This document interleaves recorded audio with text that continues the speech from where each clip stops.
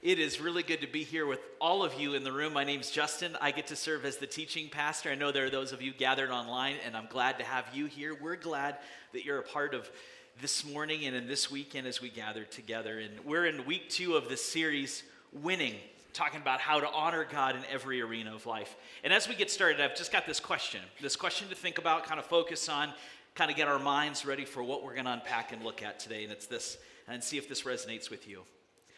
Why is it hard to be content with the season of life we're in? Anybody else resonate with that at all? I feel like it's really challenging to be content with the season of life that we're in. And I think it doesn't matter what season we're in, there is always kind of this thought process. It's always kind of challenging and kind of tough, no matter what season we may be in. I remember growing up and being in my teenage years. And I couldn't wait to get away from home, to move away, to start school, to go to work, to get busy living. And at times, I wish I would have had a universal remote for life. Do you know what I'm talking about? Earlier, I was using this, and they're like, I hope that's not for the projectors. It's not. It's for something far away. There's nothing should turn off, right? You know what I mean? But I wish that I had a universal remote for life where I could fast forward through certain things, hit the highlights. And so I remember being in my teenage years and wanting that to happen. And then I got to my 20s. And in my 20s, I was like, I'm done with school. I can't wait to get started on a career. I can't wait to get married. I can't wait to start a family. And then now, I'm in my 30s, rapidly approaching 40. I don't know why you guys are laughing. But this is the prevailing mindset. My goodness, we're so busy with kids, family, work. When is life going to slow down? When am I going to get more freedom and time for me? Do you know what I'm saying? It's hard to be content. I want to fast forward through things. And then I'm not in my 50s yet, but I've talked to friends that are.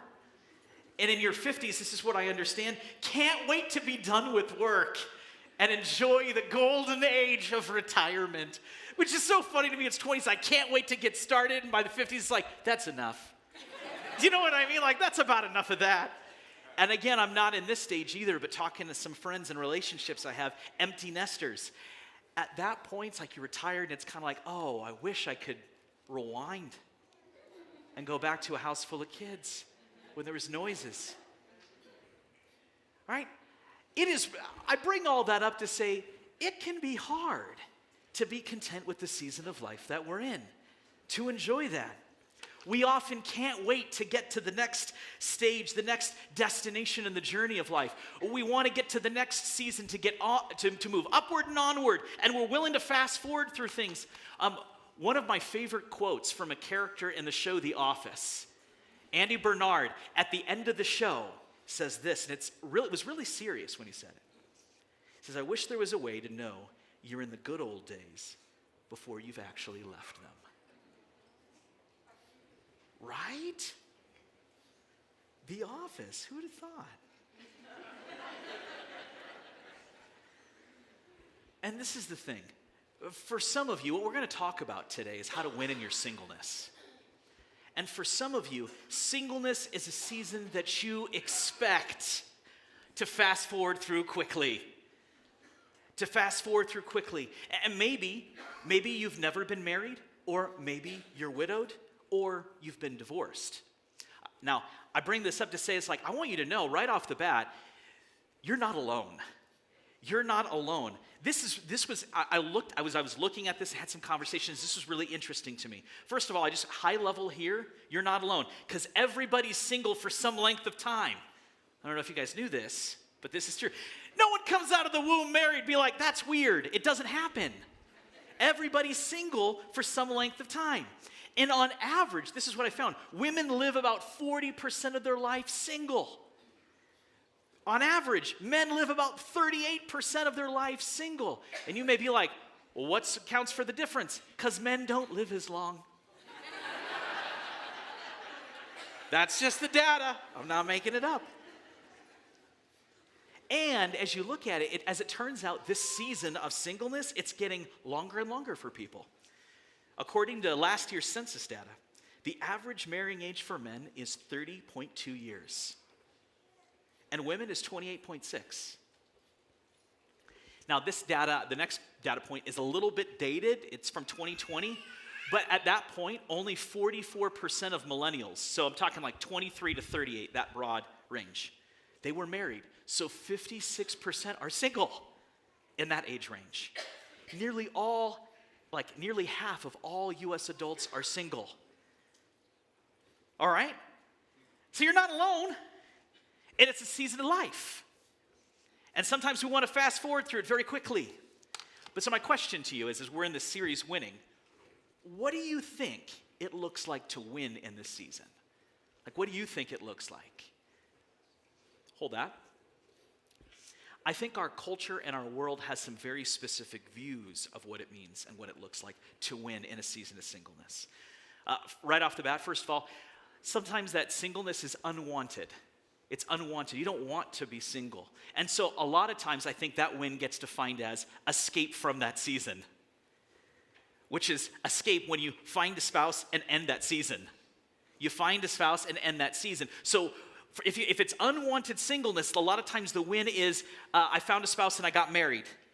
But if you want singleness, a lot of times our world and our culture defines it this way. And maybe some of you do too. It's freedom. Right? It's either escape from it or freedom in it. Escape from it or freedom in it. The freedom to do what you want, when you want, with who you want. And that's a lot of times how our world defines the win in singleness. One of those two. But the question I have is like, is there another way? How should it look like to win as a single person honoring God? What's that look like? Because this is the thing. This series Winning, what it's all about is rather than using God in pursuit of our own happiness, what we want to do is we want to honor God in every arena of life, because as we live for His glory, He works for our good. We just sang it. As we live for His glory, He works for our good. So we want to figure out what it looks like to honor God in every season of life, in every arena of life. So here's what we're going to do. We're going to look at how to win in your singleness. All right? And as we look at this question, like what's it look like to win, what I want to kind of high level give us a heads up on what we're going to do is we're going to look at a portion of a letter that the Apostle Paul wrote. And then what we're going to do is we're going to work our way through that portion, and we're going to unpack the definition of winning as Paul defines it. And it's insightful. And then at the very end, what we're going to do is we're going to talk about how to do that, which is 2 adjustments in how we see life. Okay? Kind of giving you nod your heads with me. This is the roadmap where we're going to look at a portion of this letter. We're going to pull out the definition of what it means to win, what it looks like to win, and then talk about 2 adjustments. You ready to rock? You ready to go in? I really appreciate that. That's good. So I also want to say this. I know we're talking about how to win in your singleness, and if you're married, you may be thinking, maybe I'll check out. And I want to encourage you, you're not going to want to check out. And this is why. There is application in this message no matter who you are, no matter what season or what stage of life that you're in. At a minimum, if you're married, you have single people in your life that you've got deep relationships with and friendships with and you love. And you're going to have an opportunity to encourage them in that perspective. You're going to gain perspective on how to encourage them. But I also don't want you listening for someone else who's not in the room.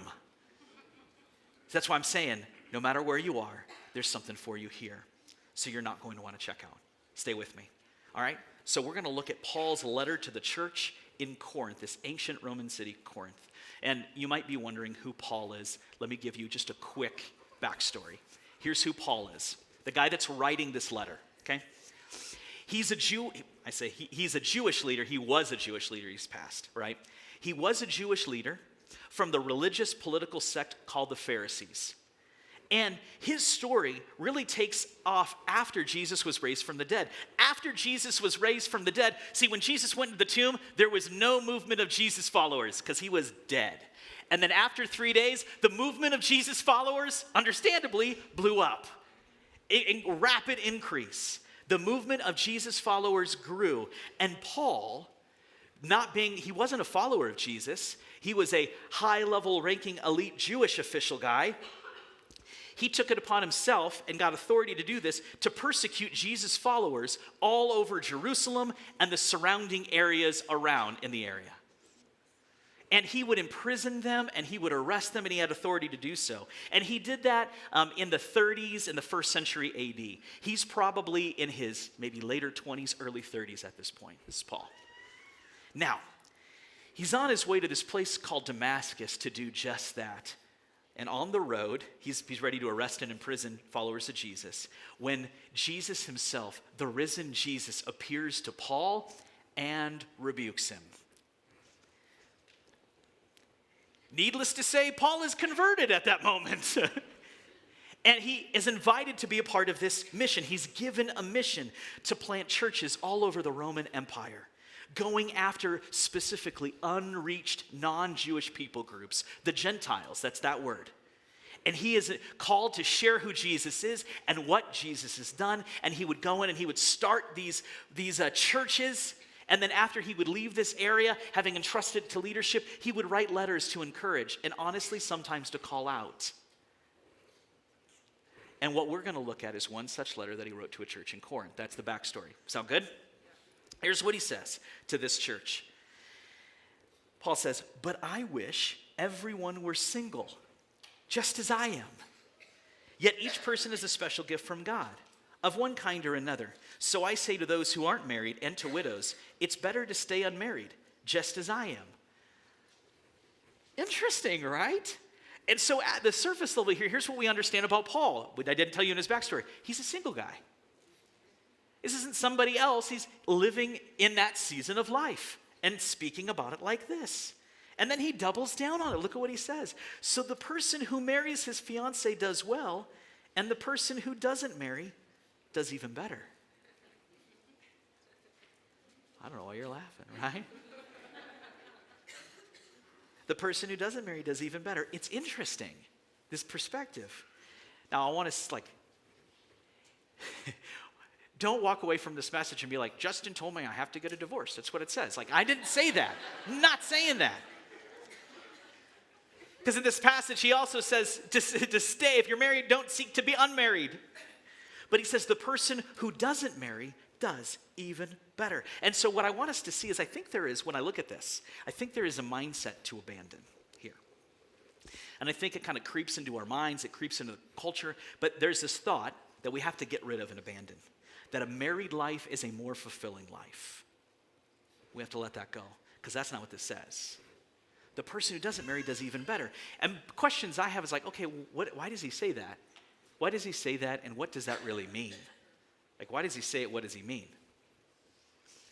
What's also interesting is, if you were here last week, and if you weren't, I'd invite you and encourage you to go check out Randy's message last week.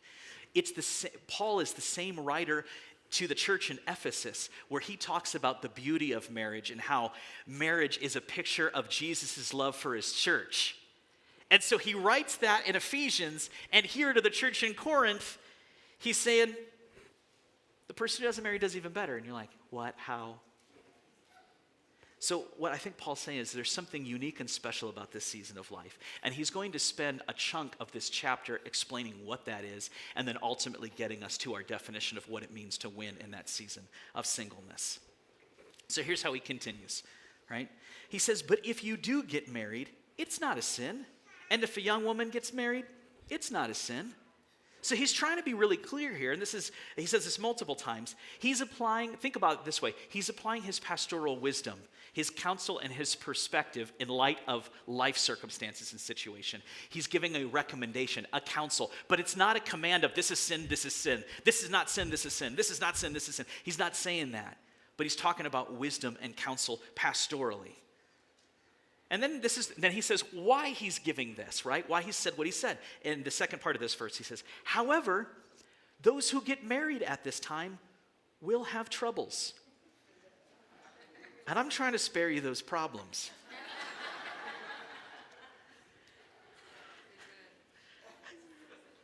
I mean, I think you all get it. I'm just like, maybe there's not much to say. It's like, but what are and this is the thing, you look at this, he's just being real. Can we just say the Bible is real and it's relevant? It's real. He's not sugarcoating anything. What are the problems? I mean, there could be a whole list. We're not going to scratch the surface on all that. But think about specifically high-level anxiety and distraction. Think about it. There's pressure when you feel like you have to support a whole household financially.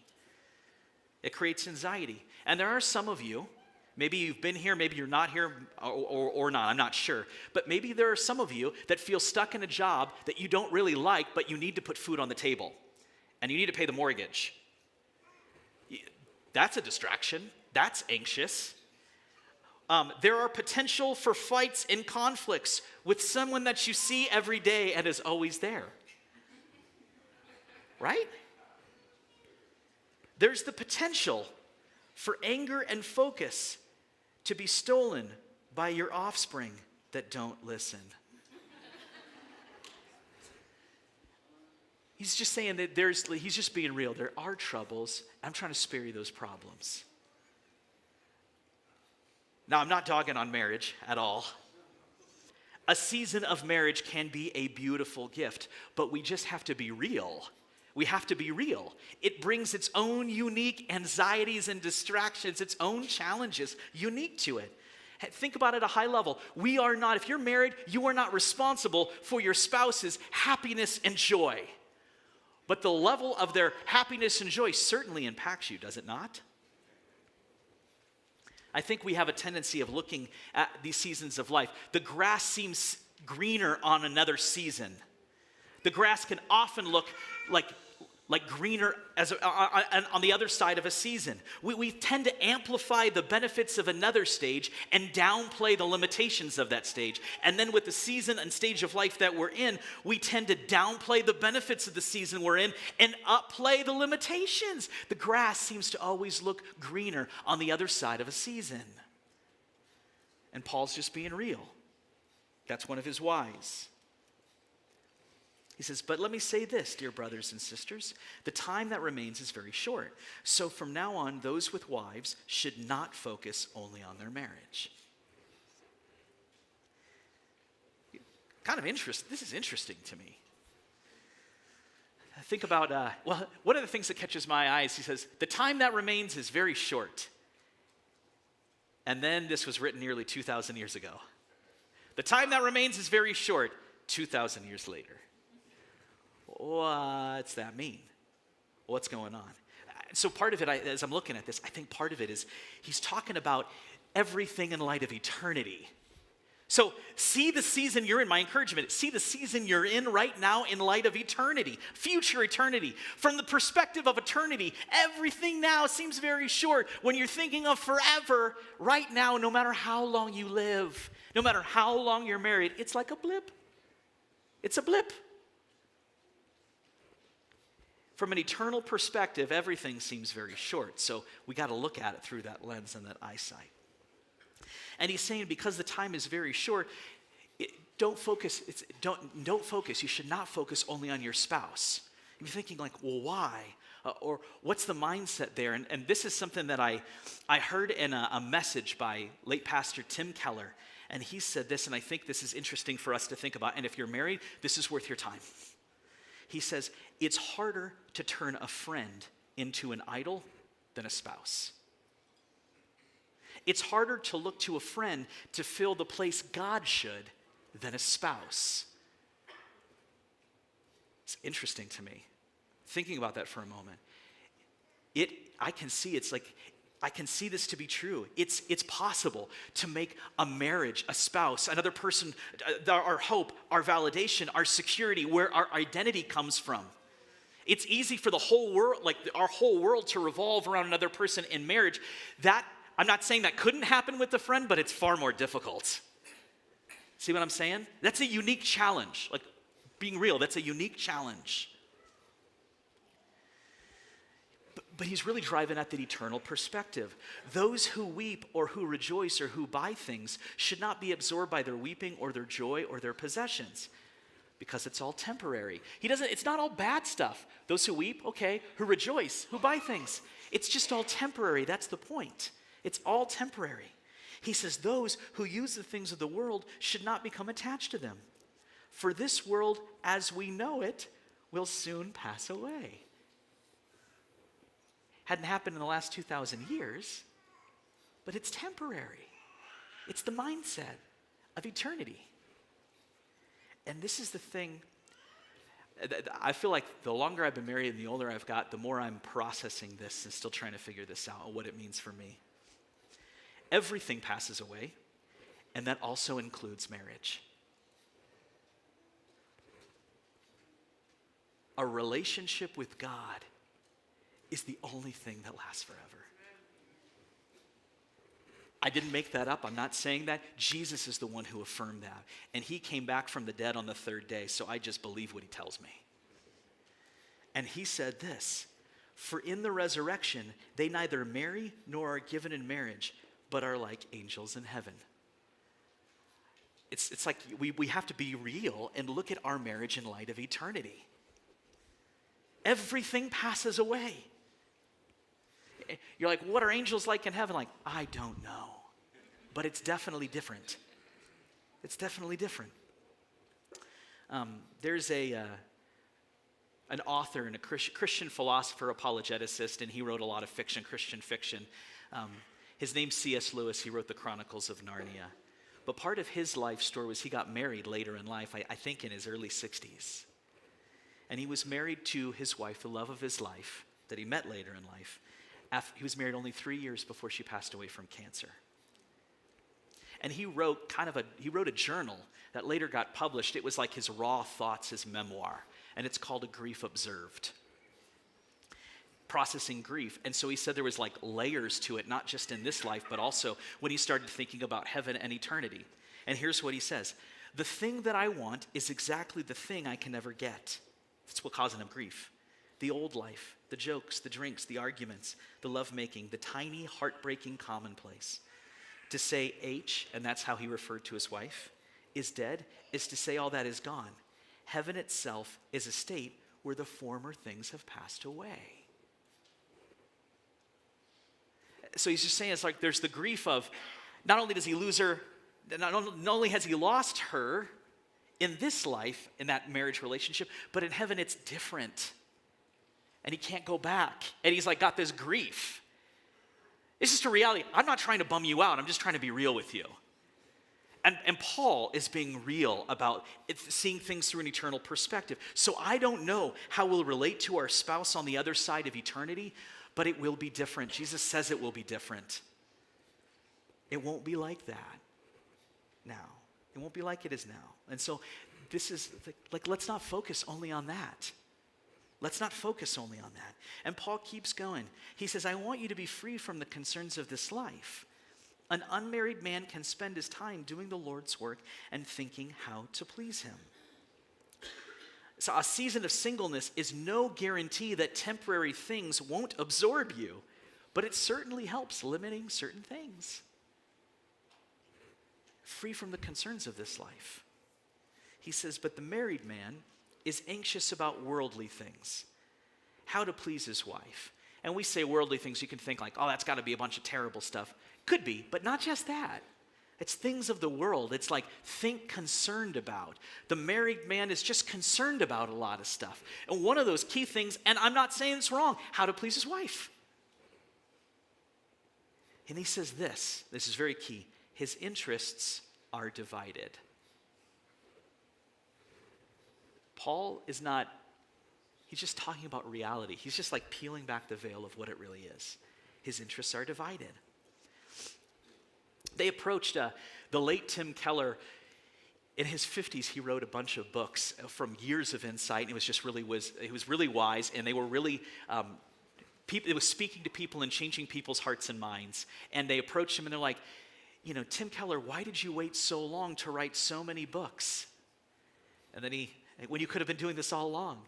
And he gave like one word response. He was like, kids. Right? His interests, I'm just saying, his interests are divided. I get this. Husbands, you get this too. Wives, you get this as well. Exactly. You really get it. Yeah. Recently, I just discovered there's so many occasions that I need to buy gifts for my wife. And they all hit at the same exact time. This is what it seems. Her anniversary is in March, her birthday's in April, and then Mother's Day is always in May. And so by the end, I'm like, I'm out of good ideas. I don't know what to do. But it's like an illustration of his interests are divided, right? It's like I'm thinking about it. It's like I should be thinking about some other things. I'm like, what water bottle color will she like? Texting my friends, do you think she'll like this or this? And I'm like, I should do that. I'm just saying the reality is interests are divided. And then Paul speaks to women. He says, in the same way, a woman who is no longer married or has never been married can be devoted to the Lord and holy in body and in spirit. But a married woman has to think about her earthly responsibility and how to please her husband. Her interests are divided. And then Paul gets down to like the core where we start to figure out what it means to win in this season of singleness. And he says this, as he's been saying all this stuff. He says, I say this for your own benefit.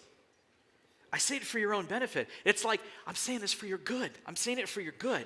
Hear me talking about for your good. He says, again, he doubles down on this, not to lay any restraint upon you. And not any restraint, that word is literally a snare. So he's like, I'm not trying to hang a rope around your neck.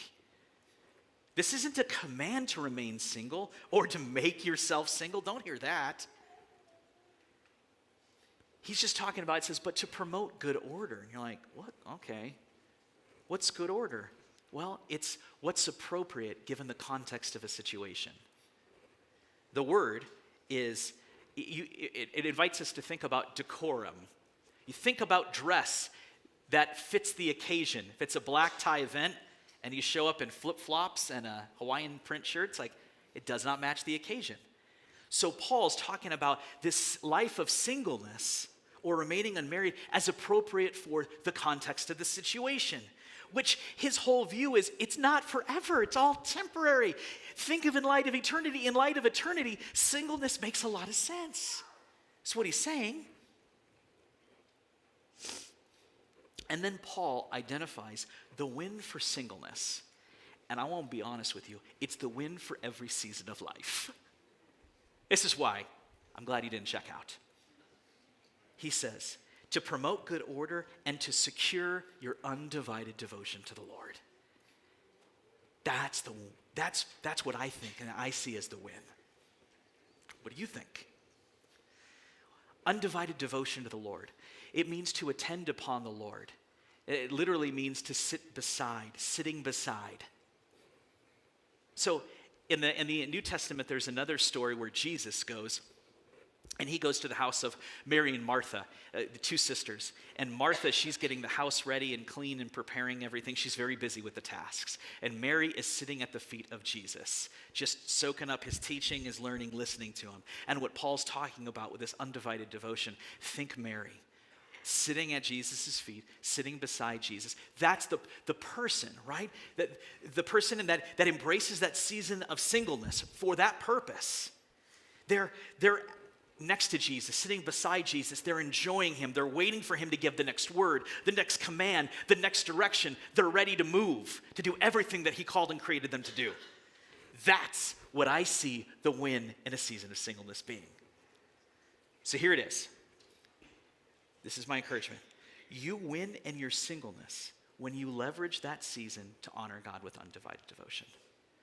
You win when you leverage that season to honor God with undivided devotion. And you're like, okay, leverage, what's leverage mean? Well, leverage is how you use it. You use it, how you utilize it. So thinking about it this way, recognize the time is short, it's passing away. Use the time that you've got to turn your attention, focus, and hope on building a relationship with Jesus, because that for sure is the thing that will endure. And that's where I would also say, if you're married, season of marriage, plug it in, change it. Because at the end of the day, it's like that relationship with Jesus is the only thing that will for sure endure. The only thing that will for sure endure.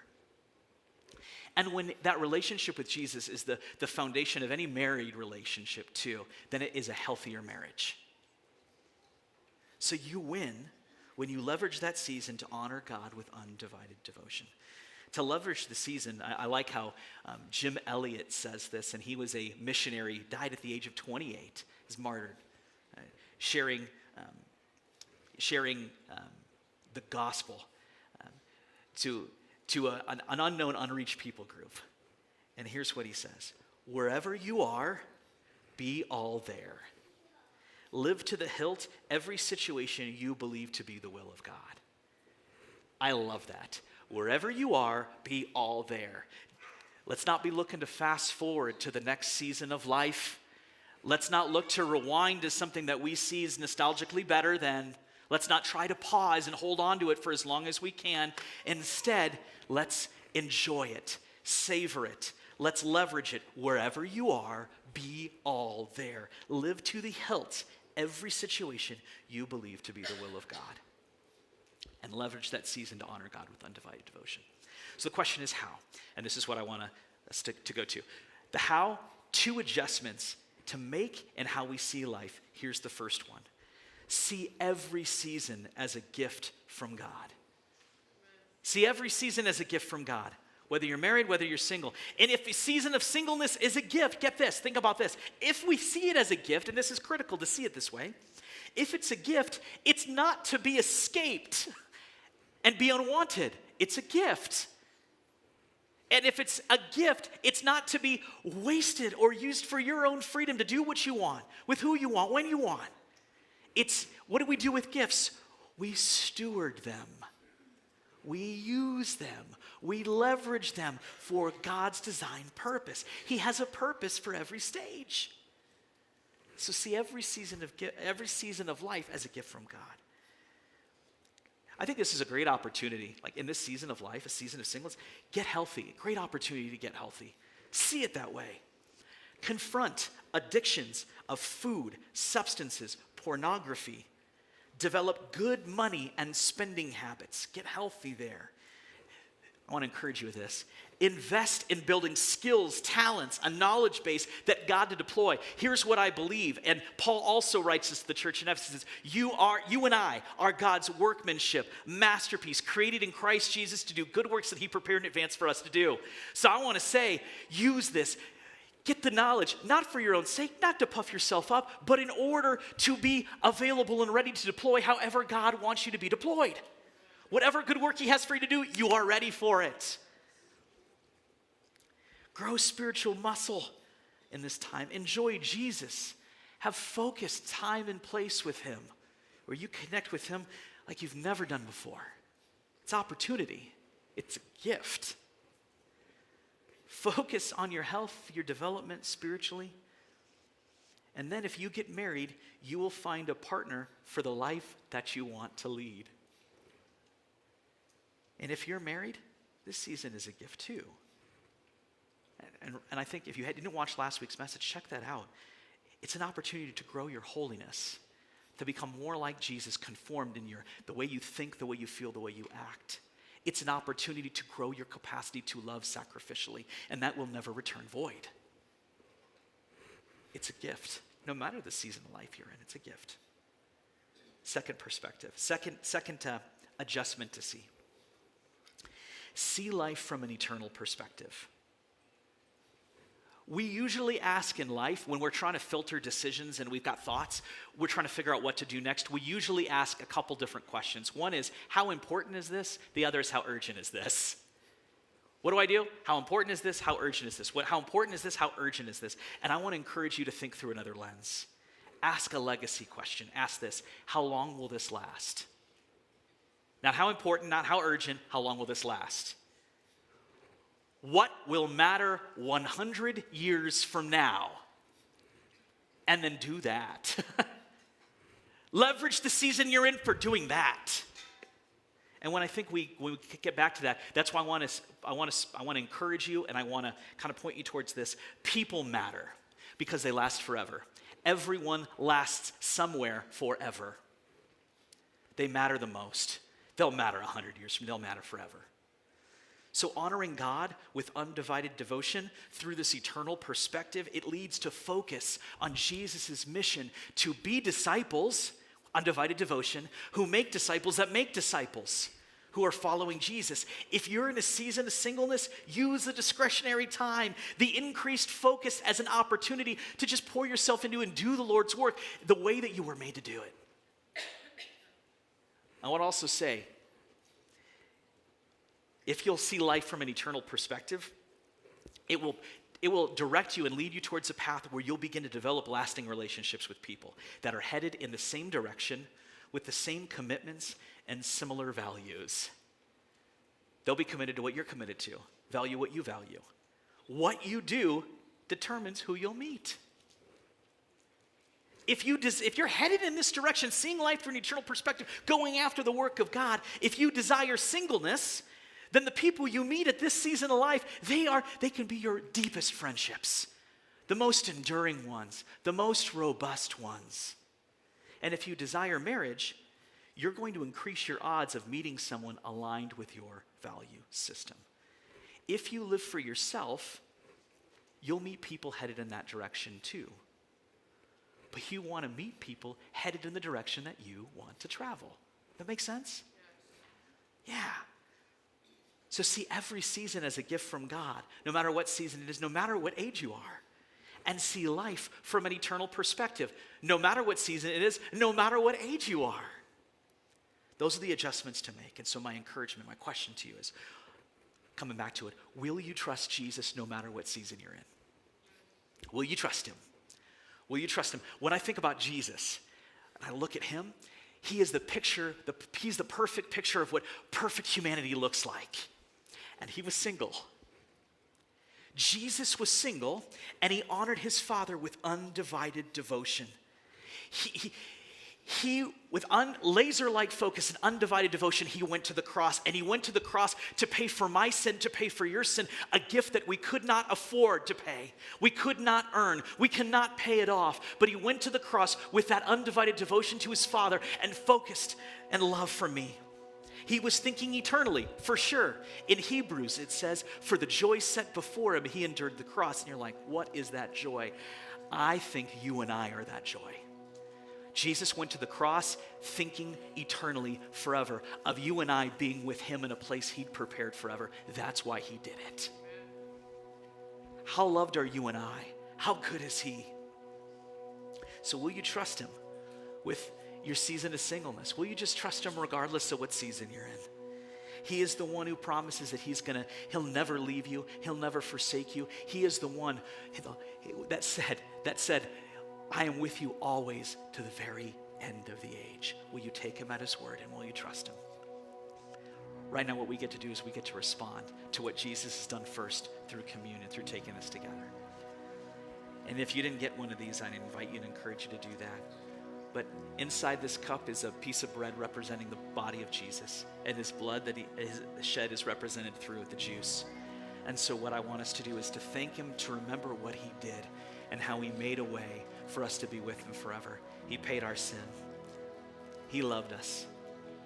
He endured all things and honored his Father with undivided devotion for us. Let's pray. Father, thank you for today.